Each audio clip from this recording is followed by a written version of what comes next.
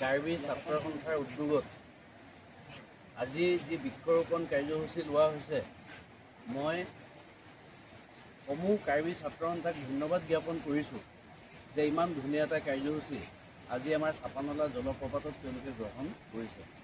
প্ৰথমতে মই সভাপতি মোৰ ভাতৃ প্ৰণৱ ৰহাহঁক ধন্যবাদ জনাইছোঁ, লগতে তেওঁৰ গোটেই টীমটোক ধন্যবাদ জ্ঞাপন কৰিছোঁ।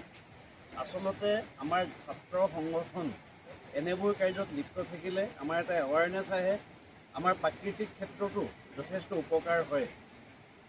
আৰু আজি প্ৰথমবাৰৰ বাবে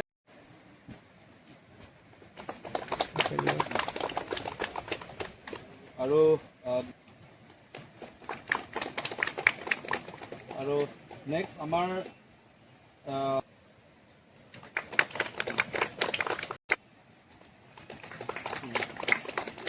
Lapanadon Dudula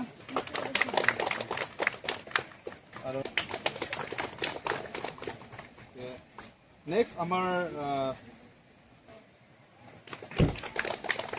আৰু আমাৰ এই অনুষ্ঠানত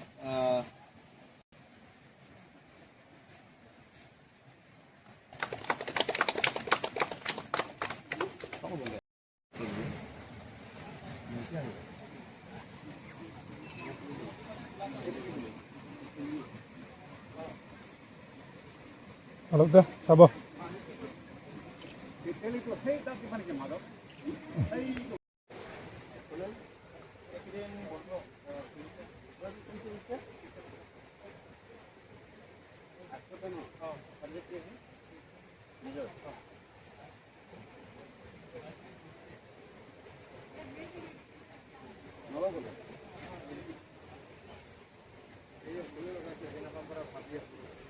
নগাঁও জিলা কাৰ্বি ছাত্ৰ সন্থাৰ উদ্যোগত আমাৰ চাপানলা চম্পাৱতীত এটা বৃক্ষৰোপণ কাৰ্যসূচী তেওঁলোকে লৈছে আৰু ইতিমধ্যে কেইবাজোপা বৃক্ষ ৰোপণ কৰা হ'ল।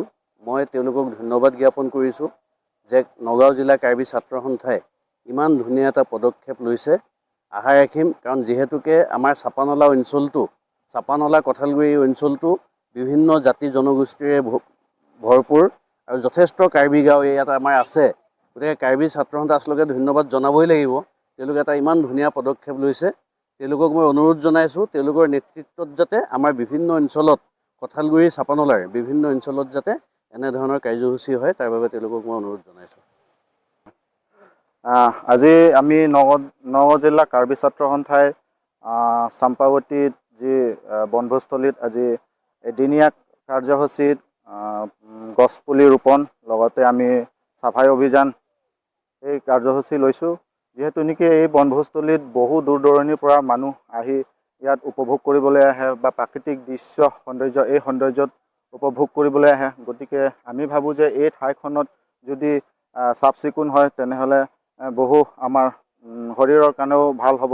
সেয়ে আমি আজি লগতে গছপুলি ৰোপণো কাৰ্যসূচীত লৈছোঁ। আৰু বহু দূৰ দূৰণিৰ পৰা অহা মই বিশেষ এটা অনুৰোধ কৰিব খুজিছোঁ যাতে ইয়াত বনভোজস্থলীত আহি যাতে এই চিপছৰ পেকেট বা বটলৰ আদি যিকোনো বস্তু প্লাষ্টিক বোলা বস্তু যাতে ইয়াৰ কমিটিয়ে ডাষ্টবিন ৰখা হৈছে, এই ডাষ্টবিনতে ইউজ কৰে, যাতে এই প্লাষ্টিকসমূহ যাতে য'তে ত'তে নেপেলায়, মই সেইটোৱে বিশেষ অনুৰোধ জনাইছোঁ। কিমান গছপুলি ৰোপণ কৰিলে? আজি প্ৰায় আমি 50জোপা গছপুলি ৰোপণ কৰিবলৈ আমি হাতত লৈছোঁ। বৰ্তমান গছপুলি ৰোৱা হৈছে। পৰৱৰ্তী আমি চাফাই অভিযান কাৰ্যসূচীত হাতত ল'ম বুলি আগবাঢ়িছোঁ।